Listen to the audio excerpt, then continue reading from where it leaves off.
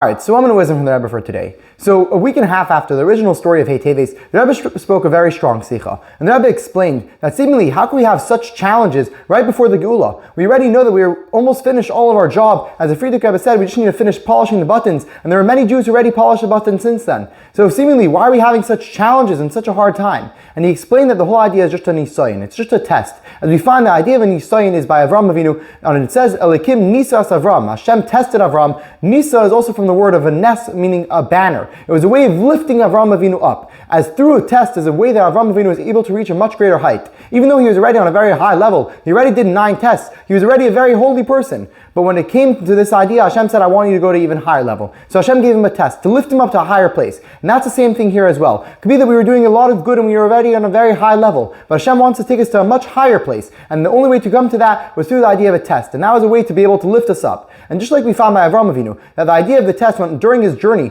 there was no actual substance to it. Like we find that while he was walking on the 3rd day, there was a big puddle of water, which the Satan made that he shouldn't be able to continue traveling. But he continued traveling because he knew that it was from the Satan, it wasn't anything real. And when it got to his neck, he screamed out, Ribbon Shalom, help me. And the water disappeared. Because he knew the whole time that if he was going to do the right thing, it doesn't matter if it looks like there's water in the way, it's no real substance to it. And that's the same by us as well. By the story of Hei Teves, the whole idea is just the idea of a test to be able to lift us up. We don't have to deal with the details and all the garbage and the darkness which was involved over there. We don't have to talk about the bad parts of the story. The main point is the idea of how it's going to affect us in a good way. The way it's able to lift us up. And we don't have to deal with the darkness that was involved as well. And that's the idea of the whole story of Hei Teves, is a way to be able to lift us up, to be able to be more involved in learning Torah, more involved in the idea of Chassidus, the victory of the Svarim as well. As we find that the whole idea is Didan Natzach, that we are the ones who are victorious. And so when a person picks up a mimer, a sefer, anything to learn, you should know that this sefer was made for me. B'shvilini v'ra'ilam, this mimer, this kuntris was given out in order for me to be able to learn, to be able to grow. L'chaim, l'chaim.